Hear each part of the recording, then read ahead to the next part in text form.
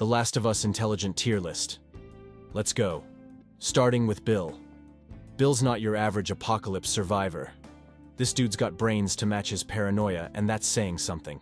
First off, his trap game is on point, turning an entire town into a maze of tripwires and explosives. That's some next-level thinking right there. But it's not just about the traps. Bill's a master of resource management. In a world where every bullet and food scrap counts, he's living large in his own fortified town. Dude's even got electricity running. That takes some serious know-how and planning. Now, let's talk about his ability to adapt. When Joel and Ellie roll into town, Bill doesn't just freak out. He assesses the situation and adjusts his plans. That's a key sign of intelligence, being able to think on your feet when the world throws you a curveball. Bill's also got some solid mechanical skills. Fixing up that truck for Joel and Ellie? Not exactly a simple oil change when you're working with scavenged parts in a zombie apocalypse. But here's the real kicker. Bill understands the bigger picture. He knows the risks of getting attached to people in this world, and he's made a conscious choice to go it alone. You might not agree with his lifestyle, but you can't deny the strategy behind it. So there you have it. Bill might be rough around the edges, but when it comes to survival smarts, he's operating on another level. From his intricate traps to his resource management and adaptability, Bill's earned his place in the top tier of apocalypse intelligence. What do you think? Does Bill deserve this high ranking, or are there other survivors you'd put above him? Let me know in the comments below. Alright, let's shift gears and talk about our boy Sam and why he's hanging out in the somewhat intelligent tier. Sam's got a good head on his shoulders, but he's not quite in the same league as some of our top tier survivors. Being a kid in the apocalypse isn't easy, but Sam's managed to keep it together pretty well. Sam's got some solid survival instincts. He's made it this far, which is no small feat in a world full of infected and not-so-friendly humans. He knows how to stay quiet and follow instructions, which is crucial when you're trying to avoid becoming zombie chow. Sam's also pretty observant. He picks up on things around him and isn't afraid to ask questions.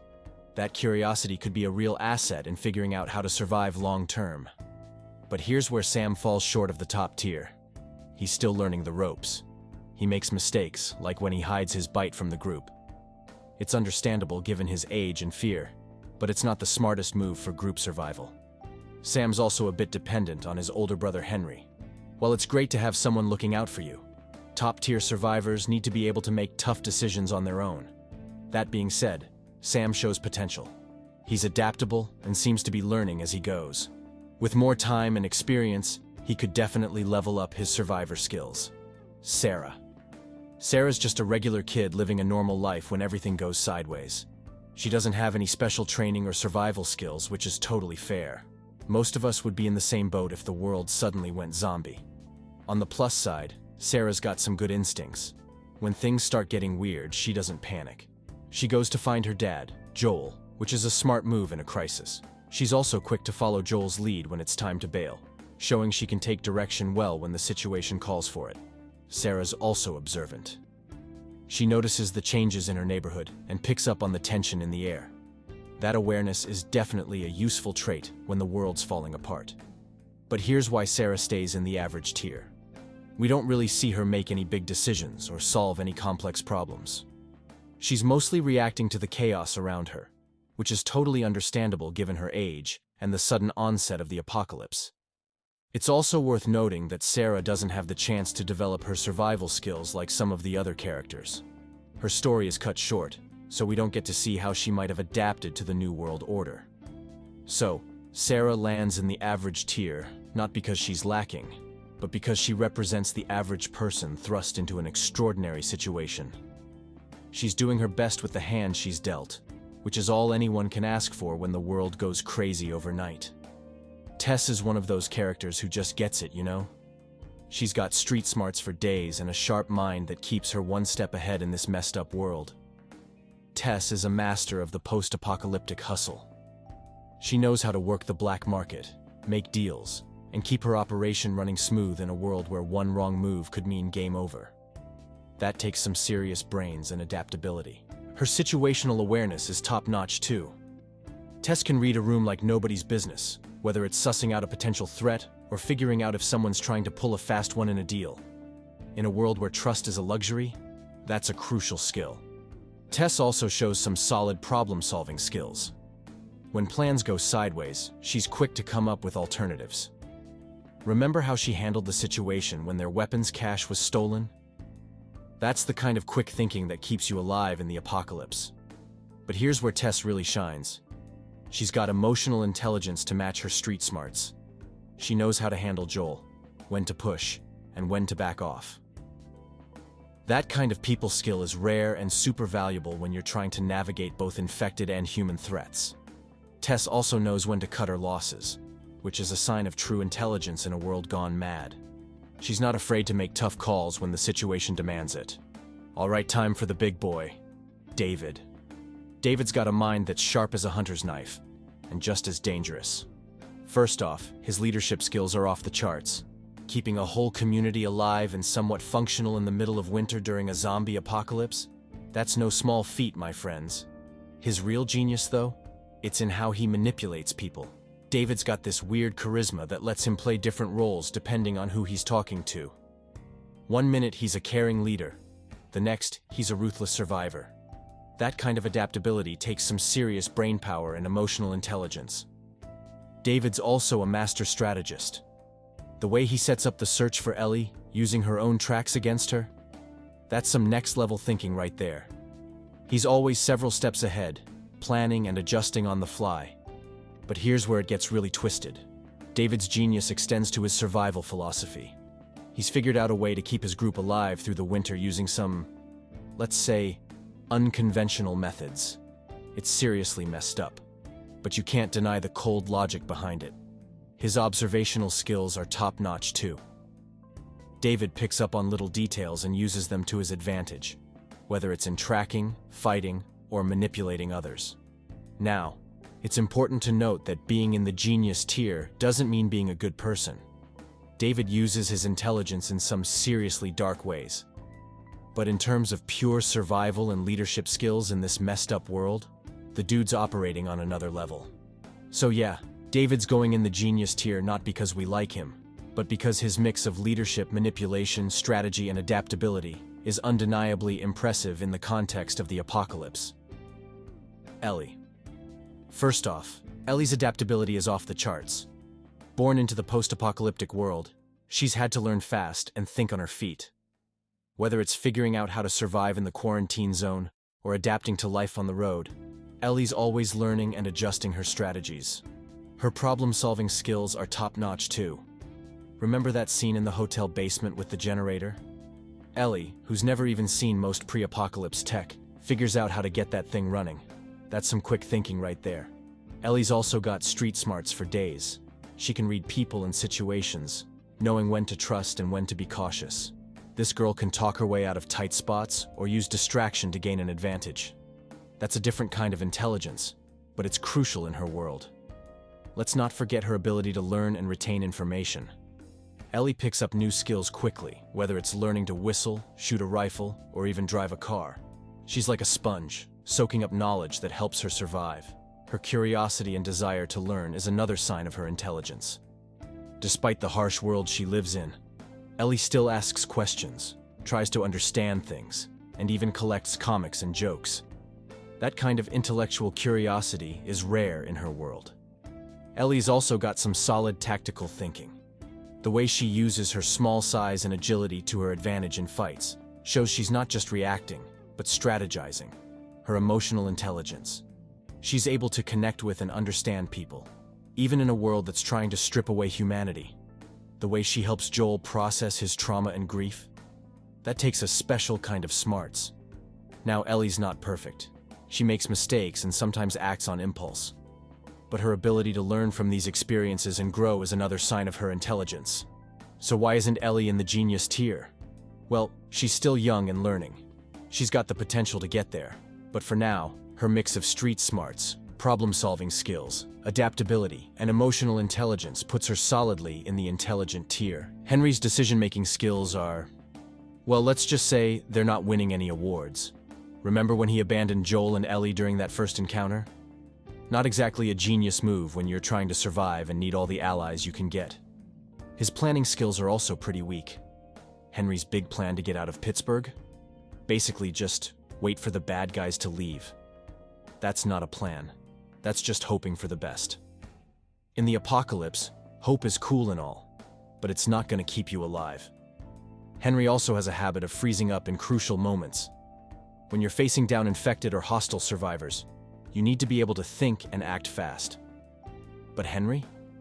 He tends to panic and make situations worse. Now, let's talk about his situational awareness. It's not great.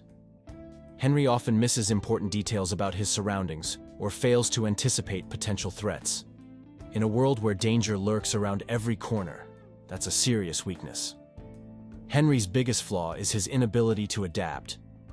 The apocalypse has been going on for years, but he still hasn't developed the necessary survival skills. He relies heavily on others, especially his younger brother Sam, which puts both of them at risk. To be fair, Henry's got his heart in the right place. He cares deeply for his brother and wants to do the right thing. But good intentions don't equal intelligence, especially in a world as harsh as The Last of Us. Joel. Joel's not your typical brainiac, but when it comes to apocalypse smarts, this dude's got it figured out. Joel's survival skills are top-notch. 20 years into this mess, and he's still kicking? That's not luck, that's skill. He's adapted to this new world like a pro, learning how to scavenge, fight, and navigate both the infected and the not-so-friendly humans.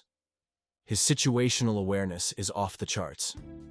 Joel's always scanning his environment, picking up on small details that could mean the difference between life and death. That kind of constant vigilance takes some serious brainpower. Let's talk about his problem-solving skills. Whether it's figuring out how to get past a group of hunters or finding a way around a blocked road, Joel always seems to have a plan B, and C, and D. He's resourceful as hell, making the most of whatever he's got on hand. Joel's also got some solid people skills, even if he's not the most warm and fuzzy guy. He knows how to read people, when to trust, and when to be cautious. In a world where trusting the wrong person can get you killed, that's a crucial form of intelligence. He doesn't freeze up when things get hairy. Instead, he assesses the situation quickly and acts decisively. That kind of clear thinking in high-stress situations? That's a sign of some serious mental toughness. Now, Joel's not perfect. He's got his blind spots, especially when it comes to emotional stuff. But in terms of pure survival intelligence, the dude's operating on another level. So why isn't Joel in the genius tier? Well, he's not always thinking big picture, and his emotional hang-ups sometimes cloud his judgment. But for day-to-day survival in the apocalypse, Joel's mix of street smarts, adaptability, and quick thinking puts him solidly in the intelligent tier. What do you think? Does Joel deserve his spot in the intelligent tier, or would you rank him differently? Maybe you think he should be higher or lower. Drop your thoughts in the comments. Maria is in the intelligent tier. I gotta say, Maria's got the brains to match her leadership role in Jackson. She's a key figure in establishing and maintaining a functioning community in the post-apocalyptic world, which takes some serious organizational skills and foresight. I'm impressed by her adaptability, especially how she turned a hydroelectric dam into a sustainable power source for her community. That's some clever repurposing right there. Her people skills are on point too. I've noticed she knows how to manage different personalities and keep a diverse group of survivors working together. I think her good balance of caution and openness is crucial. She's wary of outsiders, but can recognize potential allies when she sees them. I'd say her ability to plan for the long term in a world focused on day-to-day survival shows a higher level of thinking that justifies her place in the intelligent tier. Now let's talk about Marlene in the genius tier. I've got to say, Marlene's operating on another level. As the leader of the Fireflies, she's orchestrating a nationwide resistance movement, which I think requires some serious strategic thinking and organizational skills. I'm impressed by how she's able to see the bigger picture. Her focus on finding a cure shows she's thinking beyond just survival to the restoration of society. I'd argue she's a master of networking and resource management, maintaining cells of Fireflies across the country with limited resources. I've noticed she shows incredible adaptability, constantly adjusting her strategies in response to both military opposition and the challenges of the infected world. I think her ability to inspire loyalty and hope in her followers, even in the face of overwhelming odds, shows a high level of emotional intelligence and leadership. I'm particularly struck by how she recognizes Ellie's potential as a cure and formulates a plan to utilize it that demonstrates her scientific understanding and strategic thinking. All of this, in my view, firmly places her in the genius tier. Lastly, Robert in the somewhat intelligent tier. I'd say Robert's got some smarts, but he's not top-tier material. He's managed to establish himself as a significant player in the black market, which I think takes some business savvy and street smarts. I've noticed he shows adaptability in how he navigates the dangerous world of illegal trading in the quarantine zone.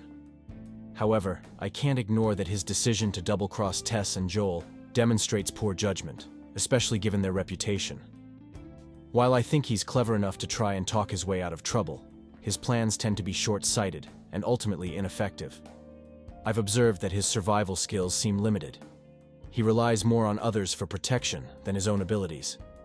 I'd argue his inability to foresee the consequences of his actions, particularly in dealing with dangerous people, shows a lack of strategic thinking. That's why I think the somewhat intelligent tier is the right fit for Robert. We are done. So what do you think of this tier list? Let me know. Subscribe to the channel, 'cause that would be awesome. I'll see you in the next. Take care till then.